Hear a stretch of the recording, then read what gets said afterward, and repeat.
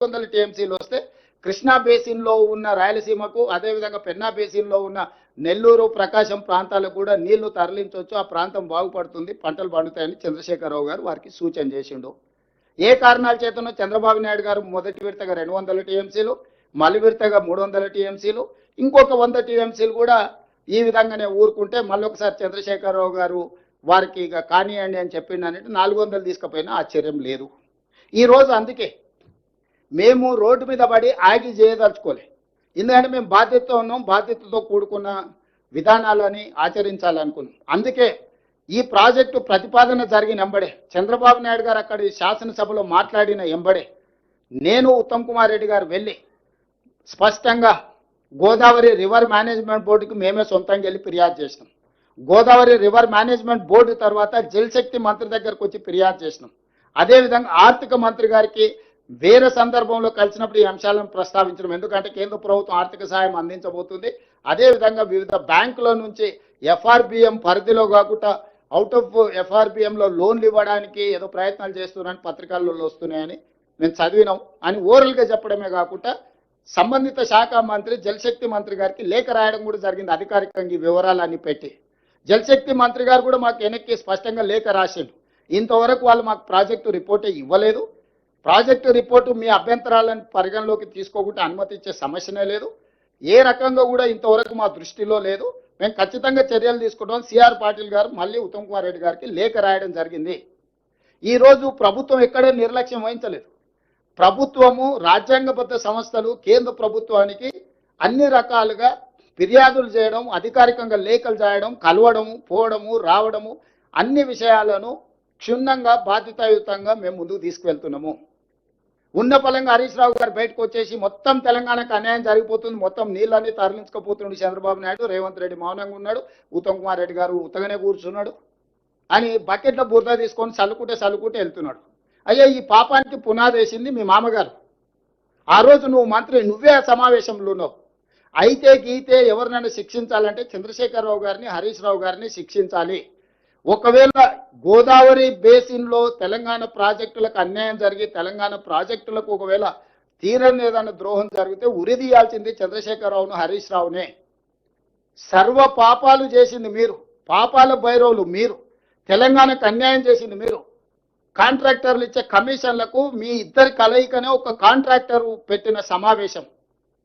ఆ కాంట్రాక్టర్ పెట్టిన సమావేశంలో మీరిద్దరు, ఆయన సూత్రధారి అయితే కాంట్రాక్టర్, మీరిద్దరు పాత్రధారులుగా కూర్చొని కమిషన్లకు కక్కుర్తిపడి 400 టీఎంసీలు గోదావరిలో వరద జలాలు ఉన్నాయి, రాయలసీమకు పెన్నా ప్రాంతానికి తరలిస్తామని అన్ని కుట్రలు చేసి ఈరోజు మీ చేతిలో లేకుండా పోయిందని చెప్పి ఆ బురదంతా తీసుకొచ్చి మాకు అంటించాలనే ప్రయత్నం చేయడం ఇది భావ్యమా? కోట్ల రూపాయలు ఖర్చు పెడితే 1500 కోట్లతోని పూర్తి కావాల్సిన కల్వకుర్తి పూర్తి కాలేదు, 500-600తో పూర్తి కావాల్సిన కోయిల్ సాగర్ కానీ, భీమా కానీ, నెట్టంపాడు కానీ పూర్తి కాలేదు. దేవాదులు అక్కడనే ఉంది, కాంతానపల్లి అక్కడనే ఉంది, సమ్మక్క సారలకు అక్కడనే ఉంది, ప్రాణహిత చేవల్ల ఎడారిగా మారింది, తుమ్మిడి ఎత్తి దగ్గర తట్ట మట్టి కూడా తీయలేదు.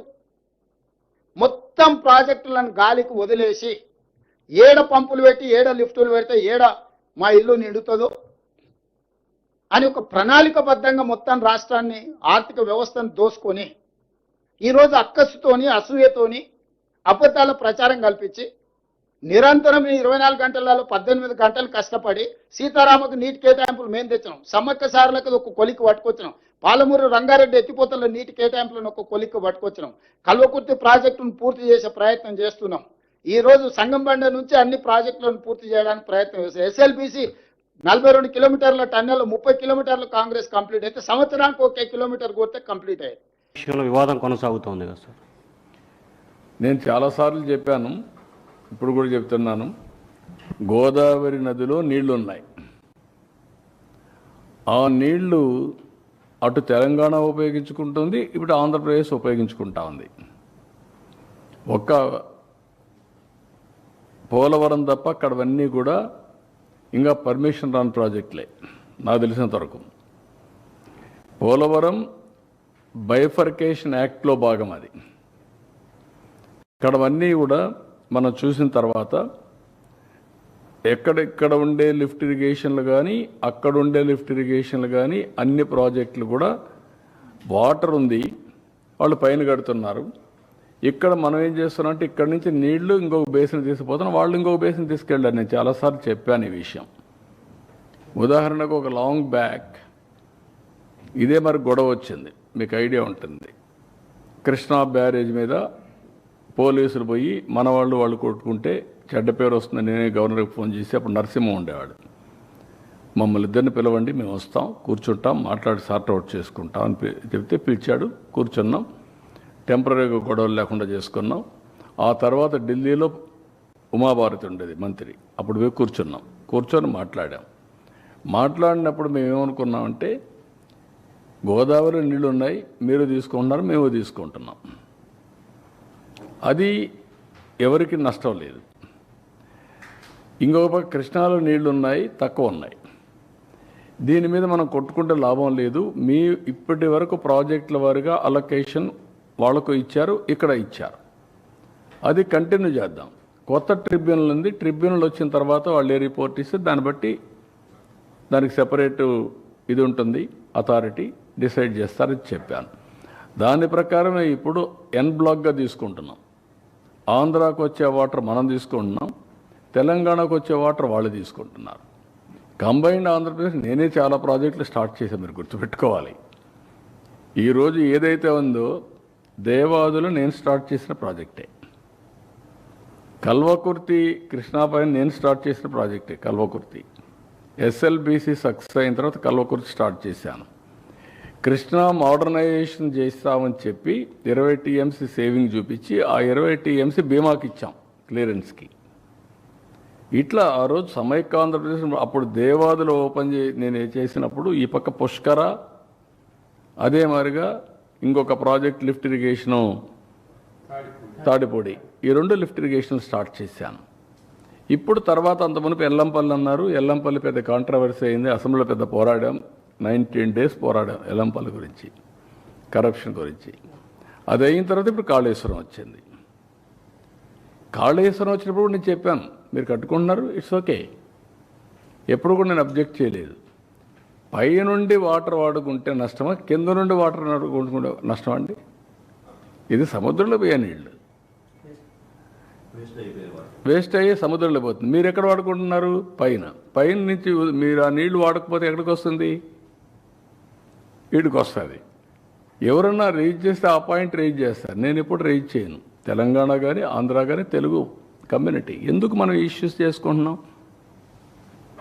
అమికబుల్గా ఇచ్చి పుచ్చుకునే ధోరణిలో సముద్రంలో పోయే నీళ్ళు మీరు వాడుతున్నారు, వాడండి. దానికి చట్టబద్ధ కావాలంటే గవర్నమెంట్ ఆఫ్ ఇండియాలో కూర్చొని మాట్లాడుకుందాం, అంతేగాని ఇష్యూ చేయడం ఎక్కడ లాజిక్ అంటున్నాను నేను, అది కరెక్ట్ కాదు.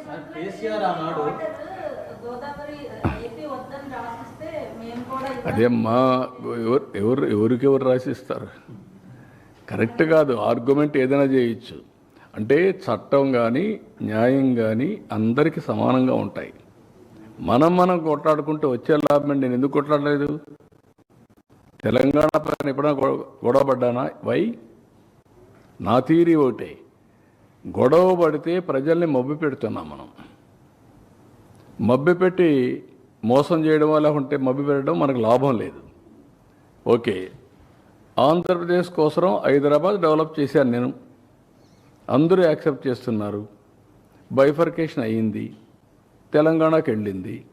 ఇప్పుడు ఇంకా నేను గొడవ పెట్టుకుందానికి వచ్చేటేంటి? కాబట్టి వాళ్ళే బాగుపడుతున్నారు. నా ఒక రాజకీయ నాయకుడిగా నేను చాలాసార్లు చెప్పాను, నాకు ఒక తృప్తి. ఏం తృప్తి? నేను క్రియేట్ చేసిన ఎకో సిస్టమ్ బాగా పనిచేసి సంపద సృష్టించి తెలుగు జాతి బాగుపడతా ఉంది. హైదరాబాద్ వల్ల 75% తెలంగాణకు ఆదాయం వస్తుంది, 75% ఇన్కమ్, 67% సర్వీస్ సెక్టర్, నాలెడ్జ్ ఎకానమీలో. ఎట్లొచ్చింది? ఆ రోజు చేసిన ఫౌండేషన్ 25 ఏళ్ళలో వచ్చింది. Highest per capital income in the country Telangana even today. అదే మరి జిఎస్టిపిలో highest contribution GST Telangana. Why? That is the economy I visualised, I created. ఈరోజు అందుకే చంద్రబాబు నాయుడు గారికి నేను సూచన చేస్తున్నా, మీరు పక్క రాష్ట్ర ముఖ్యమంత్రి, కేంద్రంలో మీకు పలుపాడి ఉండొచ్చు, మోడీ గారు మీరు ఏం చెప్తే అది వినొచ్చు.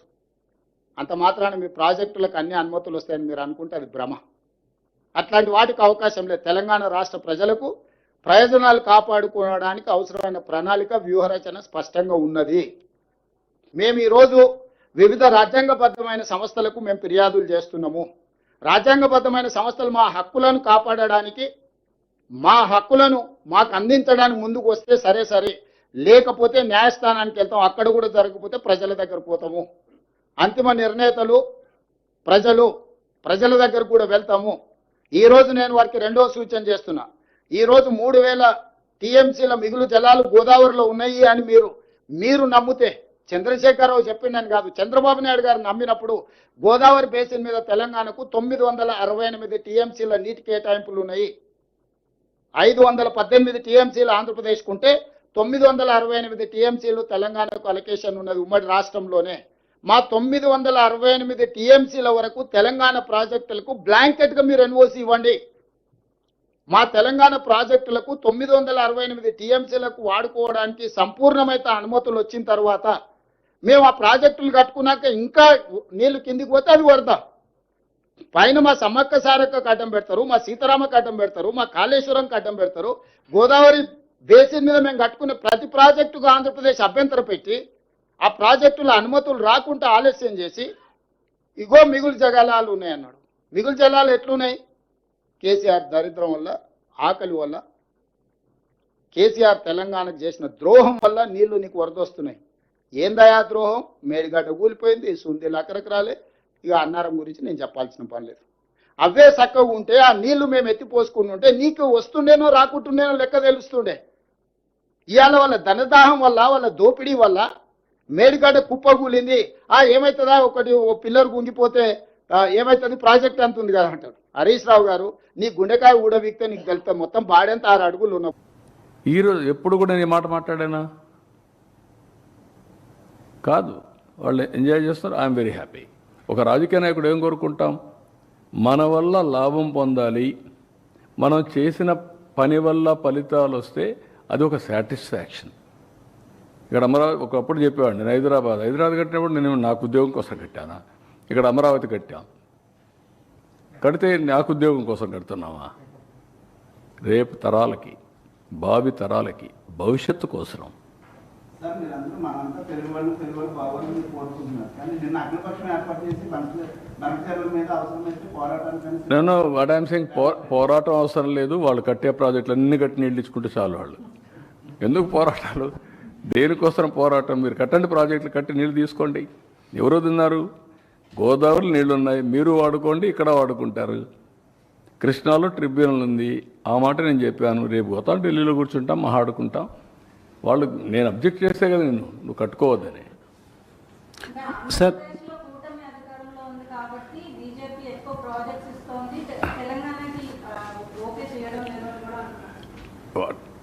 ఆ మాట అందుకే నేను ఎప్పుడూ చాలా జాగ్రత్తగా ఉంటాను. డెఫినెట్గా ఏ గవర్నమెంట్ అయినా ఒక ఊర్లో ఓటేసిన పని చేయమా? ఓటునోళ్ళకి పని చేస్తామా? ఓటు ఏనోళ్ళకి పని చేస్తే మనం ఓటు పని చేయడానికి మనకు ఓటు కావాలి కదా. మీరు గుర్తుపెట్టుకోవాల్సింది, ఎవరికైనా సరే ఒక ఓటు బ్యాంక్ కానీ కొన్ని ప్రాంతాలు ఓటేసినప్పుడు వాళ్ళకి ప్రియారిటీ ఇస్తారు. అట్లని చెప్పి నేను అన్నీ మీరే ఇవ్వాలని నేను ఎప్పుడు మాట్లాడడం లేదు.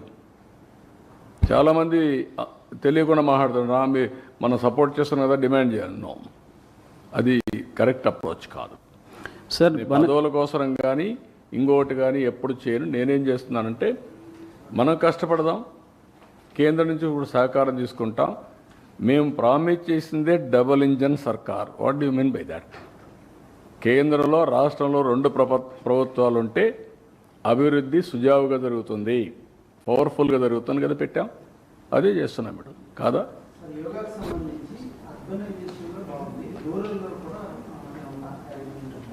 అన్ని ఊర్లో పెట్టాం. It is continuing all villages. Sir, బనకచర్లపై అంటే బీజేపీ మీతో భాగస్వామ్యంగా ఉంది సార్. అక్కడ తెలంగాణలోనేమో వ్యతిరేకంగా వ్యతిరేకంగా మాట్లాడలేదు. వాళ్ళు ఏమంటే ఎవరికి అన్యాయం జరగకుండా చేద్దామన్నారు. దాంట్లో నేను కూడా దగ్గర మాట్లాడుతున్నా, నేను వ్యతిరేకంగా మాట్లాడుతున్నాను. ఇప్పుడు సార్ మీరు మీరే అంటున్నారు, మీరు వాళ్ళు మాట్లాడడం కూడా మీరు మాట్లాడడం లేదు ఏంటి అంటున్నారు. సార్ మీరు దానివల్ల లాభం ఏంటి? ఎవరికి లాభం? మనం తిట్టుకుంటే కొంతమంది రాజకీయ నాయకులకి ఇదే కావాలనుకుంటున్నారు. వాళ్ళకి ఏంటంటే పబ్బం గడుపుకోవడానికి. అది ఎవరికి కావాలంటున్నా? అందరం కలిసి రాష్ట్రాన్ని పోటీపడి డెవలప్ చేద్దాం. తెలంగాణ నెంబర్ 1లో ఉండాలా, ఆంధ్ర నెంబర్ 1లో ఉండాలా. రేపు 20 ఏళ్ళ తర్వాత కూడా ప్రపంచంలో తెలుగు కమ్యూనిటీ నెంబర్ 1గా ఉండాలా. దానికోసం పనిచేయండి. చివరిగా చంద్రబాబు నాయుడు గారికి నా సూచన ఒకటే, ఇది మనం గ్యాప్ పెంచుకోవడం, దూరం పెంచుకోవడం ద్వారా పరిష్కారం కాదు. మీరు ఢిల్లీలో మోడీ గారిని ఒత్తిడి తెచ్చి అనుమతి తెచ్చుకోవడం వల్ల ఇవి పూర్తి కావు. కాబట్టి మా తెలంగాణ ప్రాజెక్టులో గోదావరి బేసిన్ మీద 968 టీఎంసీలు, కృష్ణా బేసిన్లో పరివాహక ప్రాంతం ప్రకారం మాకు ఒక 555 టీఎంసీల నీళ్ళు వస్తాయి. దాని బేసిస్ మీద మేము కొన్ని ప్రాజెక్టులు కట్టుకుంటాం. ఈ రెండింటికి మీరు క్లియర్గా అనుమతి ఇవ్వండి. ఆ తర్వాత ఎన్ని సముద్రంలో పోయే నీళ్ళు మీరు ఎన్ని తీసుకుపోయినా మాకు అభ్యంతరం లేదు. 3000 మీరు ఎన్నైనా తీసుకెళ్ళండి. ఓ 1000 టీఎంసీలు దాదాపుగా గోదావరి మీద, ఒక 500 టీఎంసీలు కృష్ణా బేసిన్ మీద మా ప్రాజెక్టులకు మీరు ఎన్ఓసి ఇవ్వండి. ఈ 2 ఎన్ఓసీలు ఇచ్చిన తర్వాత మేము మీ ప్రాజెక్టులకు ఎలాంటి అభ్యంతరం పెట్టము. మా తెలంగాణకు 1500 టీఎంసీలు వస్తే 1,50,00,000 ఎకరాలకు మేము నీళ్లు అందించుకోగలుగుతాం. మా తెలంగాణలో పంటలు పండించుకుంటాం. మీకు మాకు ఎలాంటి సమస్యలు ఉండవు. వ్యక్తులుగా కాదు, ఇది 2 సంస్థలు, 2 రాష్ట్రాలు. ఈ రాష్ట్రాల ప్రజల ప్రయోజనానికి కృష్ణా బేసిన్ మీద ఒక 500 టీఎంసీలు, గోదావరి బేసిన్ మీద దాదాపు ఒక 1000 టీఎంసీలకు మీరు బ్లాంకెట్ ఎన్ఓసి ఇవ్వండి. ఆ తర్వాత మీరు ఏ ప్రాజెక్టులైనా కట్టుకోండి, మాకు అభ్యంతరం లేదు. కేంద్ర ప్రభుత్వానికి కూడా మా విజ్ఞప్తి ఇదే, శశపిషలు లేవు. కిషన్ రెడ్డి గారు, కేటీఆర్ గారు ఒత్తిడితోటి నువ్వు ఎన్నిసార్లు తప్పించుకుంటావు? I will very happy. What all ఇచ్చిపుచ్చిన ద్వారా నుండి ఇచ్చిపుచ్చుకుందాం.